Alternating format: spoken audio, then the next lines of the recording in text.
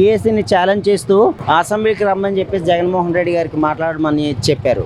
ఇప్పుడు జగన్మోహన్ రెడ్డి గారు ఎందుకని అసెంబ్లీకి రాలేదు?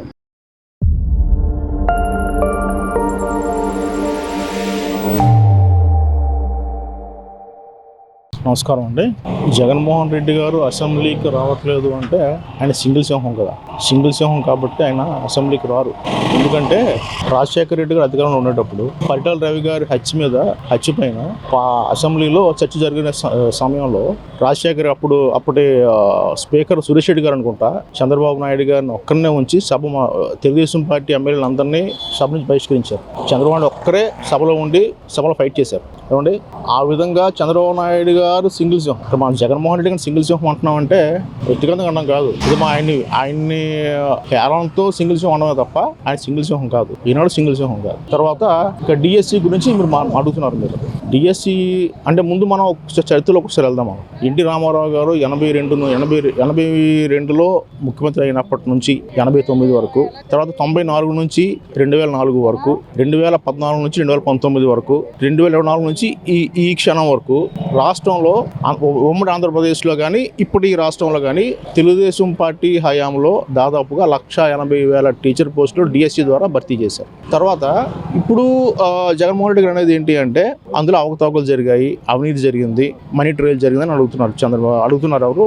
జగన్మోహన్ రెడ్డి గారు. జగన్మోహన్ రెడ్డి గారు అన్నది కాదు, వాళ్ళ పార్టీ వాళ్ళు కూడా అదే మాట అంటున్నారు. ఎగ్జామ్ రాసింది డిఎస్సి రాసింది దాదాపుగా 2 లక్షల పైచల అభ్యర్థులు డిఎస్సి రాశారు. వాళ్ళలో ఎవరైనా బయటకు వచ్చి నాకు అన్యాయం జరిగింది రాజకీయాలకు అతీతంగా జగన్మోహన్ రెడ్డి గారితో మాట్లాడిన ఎవరైతే పరీక్ష రాసిన అభ్యర్థులు మాట్లాడారో జగన్మోహన్ రెడ్డి గారితో వాళ్ళు చెప్పడం కాదు, వాళ్ళు అడిగిన దానికి సమాధానం చెప్పింది గవర్నమెంట్. మన కోన శశిధర్ గారు ఎవరో ఆయన విద్యాశాఖ అధికారి, ఆయన సమాధానం చెప్పారు. జగన్మోహన్ రెడ్డి గారు దీని మీద వాళ్ళ పార్టీ ఎమ్మెల్సీతో పర్వతరెడ్డి చంద్రశేఖర్ రెడ్డి అనుకుంటా ఆయనతో కోర్టులో కేసు వేయిస్తే కోర్టు ఏమని చెప్పింది? అభ్యర్థులు ఎవరైనా మాకు అన్యాయం జరిగిందని కోర్టులో కేసు వేసారా అని అడిగింది. అభ్యర్థి ఎవరు రాలేదు కదా. వచ్చింది నువ్వు రాజకీయ కుట్రతో నువ్వు కోర్టులో కేసు వేసావు. కోర్టు చెప్పింది దానికి ఆధారాలు లేవు. కోర్టు ఏం చెప్పింది? ఆధారాలు లేవు, ఇచ్చిన అఫిడవిట్లో ఆధారాలు లేవు కాబట్టి మేము కోర్టు కేసు కొట్టేయాలా, లేని పక్షంలో నువ్వు విత్డ్రా చేసుకుంటామంటే విత్డ్రా చేసుకున్నారు పర్వతరెడ్డి చంద్రశేఖర్ రెడ్డి గారు ఎమ్మెల్సీ, వైఎస్ఆర్సీపీ ఎమ్మెల్సీ. ఇక్కడ మరి నేను సామాన్యుడిని, ప్రతిరోజు పేపర్ చదివే నాలెడ్జ్ తప్ప వేరే నాలెడ్జ్ ఏం లేదు మాకు. అంత పెద్ద మేధావులు ఏం కాదు మేము. జస్ట్ ఒక సామాన్యుడిని చెప్తున్నాను నేను. కోర్టులో నువ్వు కేసు వేసావు, ఏమని అవినీతి జరిగింది, అక్రమాలు జరిగాయి, మనీ ట్రయల్ జరిగిందని. మరి కోర్టు చెప్పిన దానికి ఇక్కడ ఆధారాలు లేవని కోర్టు చెప్పింది. తర్వాత అన్యాయం ఎవరైతే అభ్యర్థులకు అన్యాయం జరిగిందని అభ్యర్థులు చెప్పారో వాళ్ళు ఎవరైనా కోర్టులో కేసు వేసారో మాకు అన్యాయం జరిగిందని. ఈ రెండింటికి సమాధానం చెప్పట్లేదు జగన్మోహన్ రెడ్డి గారు. దీనికి పోనీ అసెంబ్లీకి రావు నువ్వు. అంతకుముందు ఒకసారి లోకేష్ గారు నేను తాడేపల్లికి వస్తా, తాడేపల్లిలో ఒక వేదిక ఏర్పాటు చేసుకుందాం, నేను అటు కూర్చుని నీ వైపు నువ్వు కూర్చో, నా వైపు నేను కూర్చుంటా, ఇద్దరు చర్చించుకుందాం అంటే దానికి సమాధానం లేదు జగన్మోహన్ రెడ్డి గారు. మనం నువ్వు నీ అసెంబ్లీకి రావు, అసెంబ్లీలో మాట్లాడవు, పైన ఏదైనా ఒక తటస్థ వేదిక మాట్లాడుకుందాం రా అని లోకేష్ గారు సవాల్ చేస్తే దానికి ఇంకేదో పదార్థాలు తీసి దాన్ని వేరే విధంగా మాట్లాడడం తప్ప జగన్మోహన్ రెడ్డి గారు దీని మీద సమర్థవంతంగా మాట్లాడడం కానీ లేకపోతే ప్రజలకు అర్థమయ్యే రీతిలో మాత్రం ఆయన చెప్పట్లేదు. ఇది చేసింది కేవలం వాళ్ళ పార్టీ మనుషులు ఎవరైతే ఉన్నారో వాళ్ళని సంతృప్తి పరచడం కోసం. తర్వాత అక్కడ పెద్ద కుట్ర ఏంటి అంటే అందరూ మర్చిపోతున్నారు, డిఎస్సి రాసిన అభ్యర్థులు దాదాపు 2,50,000 మంది వరకు రాశారు. ఎన్ని పోస్టులకి? 16,000 చిల్లర పోస్టులు, 16,600 ఎన్నో పోస్టులు. ఈ 16,600 పోస్టులు అందరూ గవర్నమెంట్ పాజిటివ్గా ఉంటారు. కానీ ఎవరెవరైతే అభ్యర్థులు ఈ ఉద్యోగం అభ్యర్థులు ఎవరైతే ఉన్నారో 2,30,000 2,40,000 చిల్లర అభ్యర్థులు వాళ్ళ ఓట్ల కోసం జగన్మోహన్ రెడ్డి గారు ఆడుతున్న డ్రామా ఇది. కేవలం డ్రామా ఇది, ఇంకేం కాదు. దీన్ని అలా లైవ్లో ఉంచుతారు. ఇంకా మీకు నెక్స్ట్ అక్టోబర్లో ఎప్పుడో మళ్ళీ లోకేష్ గారు కొత్త డిఎస్సి నోటిఫికేషన్ ఇస్తా అని చెప్తున్నారు. ఆ నోటిఫికేషన్ వచ్చేంత వరకు వీళ్ళు ఇలాగే మాట్లాడుతుంటారు. అప్పటికి ఇది ఉండదు. ఇంకా ఆ డిఎస్సి వేసేసిన తర్వాత, ఆ డిఎస్సి నోటిఫికేషన్ వేసిన తర్వాత అప్పుడు అది మొదలు పెడతారు అనమాట. అంతే తప్పించి ఇందులో ఏం ఉండదండి, ఇదంతా డ్రామా. సరే, ఇప్పుడు జగన్మోహన్ రెడ్డి గారికి ప్రతిపక్ష హోదా ఇస్తేనే అసెంబ్లీకి వస్తాను అంటూ మాట్లాడుతున్నారు. గతంలో 23 సీట్లు ఉండేటువంటి చంద్రబాబు నాయుడు గారికి 3 సీట్లు తీసేస్తే అసలు అధిక ప్రతిపక్ష హోదాయే ఉండదని చెప్పేసి మాట్లాడారు. ఇప్పుడు ఎలా చూడాలంటారు? ప్రతిపక్ష హోదా అనేది ప్రజలు ఇవ్వలేదు. ఓకే, నైతికంగా తీసుకుని మాకు ప్రతిపక్ష హోదా ఇవ్వండి అని అడుగుతున్నారు. 23 సీట్లు వచ్చాయి 2019లో. 23 సీట్లు వచ్చాయి. అందులో గిరిధర్ ఒకడు, తర్వాత గుంటూరు తూర్పు నియోజకవర్గ ఎమ్మెల్యే గిరిధర్, తర్వాత వల్లభనేని వంశీ, తర్వాత ఇక్కడ మా విశాఖ ఎమ్మెల్యే వాసుపల్లి గణేష్ కుమార్, వీళ్ళ ముగ్గురిని అనధికారికంగా నీ పార్టీలో తీసుకున్నాం. అంటే జగన్మోహన్ రెడ్డి తీసుకున్నారు వాళ్ళ ముగ్గురిని. మిగతా మిగిలిన ఎంతమంది 20 మంది. అందులో ఒక ఇద్దరు, అందులో నుంచే ఒక ముగ్గురిని లాగేస్తే అంటే 17 మంది ఎమ్మెల్యేలు అవుతారు. 17 మంది అయితే 10% లేకపోతే ప్రతిపక్ష హోదా పోద్ది. మరి ఆ సింపుల్ లాజిక్ ఎలా మిస్ అయ్యి? ఒక ప్రతిపక్ష హోదా అన్నది రాజ్యాంగంలో ఉంది, రాజ్యాంగంలో ఇవ్వాలని చెప్పావు నువ్వు. ఇక్కడ మరి ఈ ముగ్గురు లాగేస్తే ప్రతిపక్ష హోదా పోద్దని నువ్వు అప్పుడు ఎలా అన్నావు? ఇప్పుడు నీకు ఎలా వస్తుంది ప్రతిపక్ష హోదా 11 మందితో? అంటే ప్రతిపక్ష హోదా ఇవ్వలేదు, ఓకే, రకరకాల నువ్వు రావద్దు, నీ ఎమ్మెల్యేలు 16 మంది ఉన్నారు, 10 మంది ఉన్నారు కదా, వాళ్ళైనా పంపించాలి కదా. వాళ్ళు చదువుకున్న వాళ్ళు లేరా? వాళ్ళు తెలివైన వాళ్ళు లేరా? అంటే ఎమ్మెల్సీలు బలం ఉంది కాబట్టి నువ్వు శాసన మండలికి వెళ్తావా? అసెంబ్లీలో బలం లేదు కాబట్టి అసెంబ్లీకి రావా? అంటే బలం చూసుకుని బతికే మనిషివా? అంటే పక్కన వాళ్ళు బలం చూసుకుని బతికే మనిషివా నువ్వు? నీకంటూ ధైర్యం లేదా? మరి సింగిల్ సింహం అని చెప్పుకుని తిరుగుతుంటారు కదా మీ వాళ్ళు. సింగిల్ అంటే అసెంబ్లీలో బలం లేదు కాబట్టి నువ్వు రావు. ఇక్కడ శాసన మండలిలో ఎక్కువ మంది ఉన్నారు కాబట్టి వాళ్ళ బలం చూసుకుని ఎమ్మెల్సీ అక్కడికి వెళ్తారా? జగన్మోహన్ రెడ్డి గారు మళ్ళీ అధికారంలోకి వస్తారంటారా? అధికారంలోకి వస్తారో రారో అని నేను చెప్పలేను, కానీ ఒక విషయం మాత్రం నిజం చెప్తాను. నేను ప్రతిపక్ష హోదా వస్తే రావచ్చు ఖచ్చితంగా. ఈసారి ఇంతవరకు ఈ 2024 నుంచి 2029 వరకు ప్రతిపక్ష హోదా నాకు ఇవ్వండి అంటున్నారు కదా, అది ఖచ్చితంగా 2029లో నెరవేర్చుకుంటారు జగన్మోహన్ రెడ్డి గారు. ప్రతిపక్ష హోదా రావడం అయితే ఖచ్చితంగా వస్తుంది 2029లో. కానీ జనాల్లో మార్పు రానంత వరకు, జనాల్లో మార్పు వచ్చిందంటే మాత్రం మొన్న వచ్చిన 11 సీట్లు కూడా రావు. పులివెందులు ఎమ్మెల్యేగా మిగిలిపోతాం లైఫ్ జీవితాంతం. అది నారా లోకేష్ గారు డిఎస్సీ మీద ఛాలెంజ్ చేస్తూ జగన్మోహన్ రెడ్డి గారికి అసెంబ్లీకి వచ్చి మాట్లాడమని చెప్పేసి ఛాలెంజ్ చేశారు. మరి జగన్మోహన్ రెడ్డి గారేమో ప్రతిపక్ష హోదా లేదు అంటూ నేను రావట్లేదు, అసలు ఏం చేయాలి?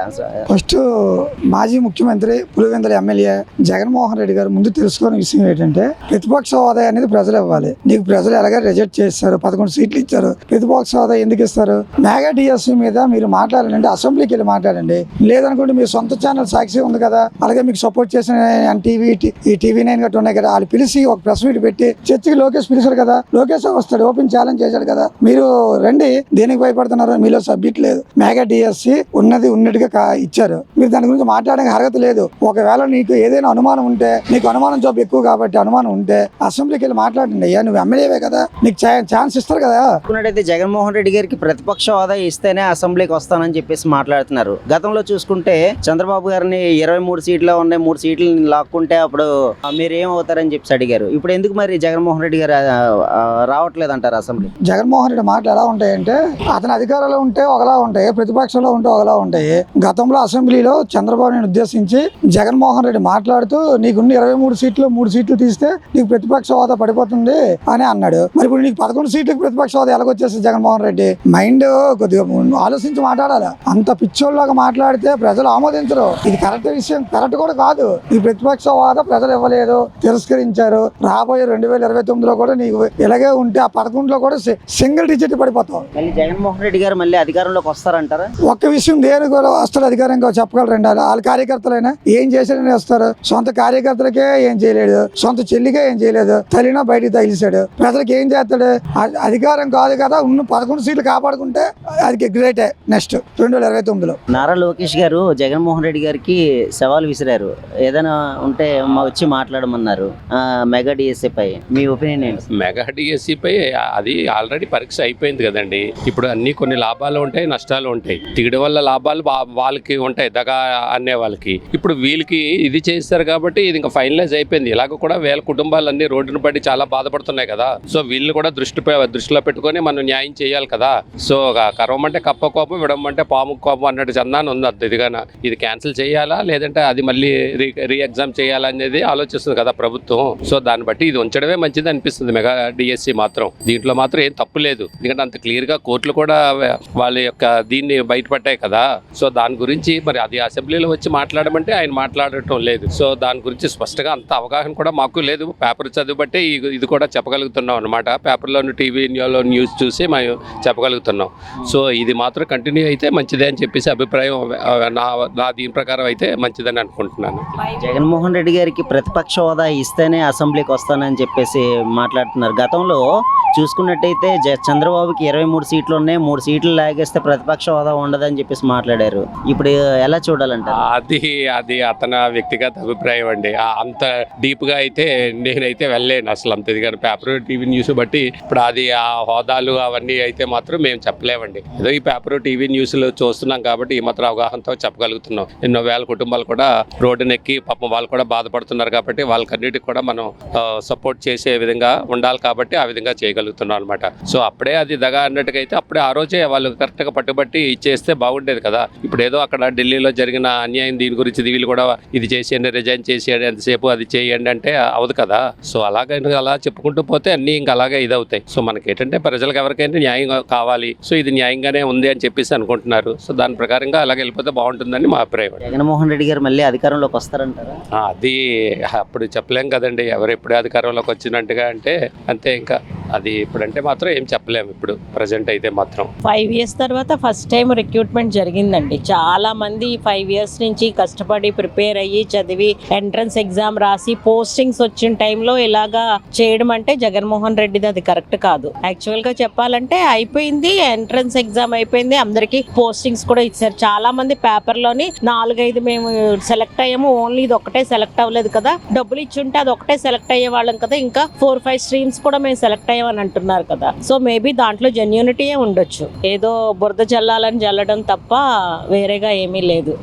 జగన్మోహన్ రెడ్డి గారికి ప్రతిపక్ష హోదా ఇస్తేనే అసెంబ్లీకి వచ్చి మాట్లాడతాను అంటున్నారు. మరి గతంలో చూసుకుంటే చంద్రబాబు నాయుడు గారికి 23 సీట్లు ఉంటే 3 సీట్లు తీసేస్తే ప్రతిపక్ష హోదా ఉండదు కదా అని చెప్పేసి అన్నారు. ఇప్పుడు చూస్తే ప్రతిపక్ష హోదా ఇస్తేనే వస్తాను అంటున్నారు. మరి ఎలా చూడాలంటారు? అది వాళ్ళిద్దరు మ్యూచువల్ అండర్స్టాండింగ్ మీద ఉంటుందండి. అది నేను ఏదైనా సరే ఒక బిల్లుని ఎదుర్కొనాలి, దాని మీద మాట్లాడాలి అనే ఇంటెన్షన్ వైఎస్ జగన్కి ఉంటే వెళ్తారు, లేదు ఏమీ లేదు నా పంతానికి నేనే ఉంటానంటే ఏం చేయలేదు. అసెంబ్లీకి వెళ్తే కదా దేని మీద అయినా ఫైట్ చేయగలుగుతారు. అంతేగాని నాకు హోదా ఇస్తేనే వెళ్తాను అనుకుండా మామూలుగా వెళ్ళి వాళ్ళు ఏమైనా పాస్ చేస్తే అందులో ఏమైనా అన్యాయం ఉంటే అక్కడే అతను యాంటీగా దానికి అగైనిస్ట్ గా ఫైట్ చేస్తే బాగుంటది. హోదా ఇస్తేనే ఇవ్వడం ఎందుకు, ప్రజలు ఎన్నుకున్నారు కాబట్టి అతను వెళ్ళొచ్చు, ఒకళ్ళు ఇచ్చేది ఏంటి, ఇతనే వెళ్ళొచ్చు కదా. జగన్మోహన్ రెడ్డి గారు అధికారంలోకి వస్తారంటారా? చెప్పలేమండి, ఎందుకంటే మన జనాలు ఎలా ఉంటారంటే ఈ 5 years వీళ్ళని చూసాము, నెక్స్ట్ ఇంకొకరిని చూద్దాము అలా ఉంటారు. మొన్న మాత్రం చాలా డ్రాస్టిక్ చేంజ్ వచ్చింది కాబట్టి చెప్పలేము నెక్స్ట్ ఎలక్షన్స్ ఎలా ఉంటుందా ఏంటా అన్నదని. ఎందుకంటే ఎక్కడెక్కడి నుంచో వచ్చి ఒక విప్లవంలా వచ్చి ఓటేశారు లాస్ట్ టైము. 5 years తర్వాత అదే మళ్ళీ మిస్టేక్ చేసింది అనుకోండి ఏ గవర్నమెంట్ అయినా. ప్రజలు ఇన్నాళ్ళలాగా ఏమీ కాదు, అందరూ ఎడ్యుకేటెడ్, బాగా ఆలోచిస్తున్నారు, బాగా అండర్స్టాండింగ్ చేసుకొని ఓటు వేస్తారు. ఏ గవర్నమెంట్ అయినా మాత్రం తప్పు చేస్తే ఓడిపోతారు అన్నది మాత్రం ప్రూవ్ అవుతుంది ఎక్కడ ఏ స్టేట్ లో అయినా. సో అది ఏ పొలిటీషియన్ అయినా దృష్టిలో పెట్టుకొని 5 years రూల్ చేసి ప్రజలకు మంచి చేస్తే ఎవరైనా ఉంటారు. మెగా డిఎస్సి పై కూటమి ప్రభుత్వం జెన్యూన్ గానే చేసింది అంటారా? మేబీ జెన్యూన్ గానే చేస్తుంటారు. నేను అనుకోవడం 80% జెన్యూన్ గానే చేస్తుంటారు. ఎందుకంటే పేపర్లో చదివిన దాన్ని బట్టి టీవీలో చూసిన న్యూస్ బట్టి చెప్తున్నాము, మామూలుగా అయితే కదా. ఎందుకంటే 5 years నుంచి ఏ రిక్రూట్మెంట్ జరగలేదు. 5 years తర్వాత డిఎస్సి ఫస్ట్ తీశారు. ఇప్పుడు మనం ఈ తీసిన దాన్నే మళ్ళీ మనం అలా అన్నాం అనుకోండి, ఇంకా నెక్స్ట్ ఏ రిక్రూట్మెంట్స్ జరగకుండా మనమే అడ్డేసినట్టు. ఇప్పుడు ఎంతమంది చదివేసి అలా ఖాళీగా ఉంటున్నారండి, లేదు కదా. అందుకని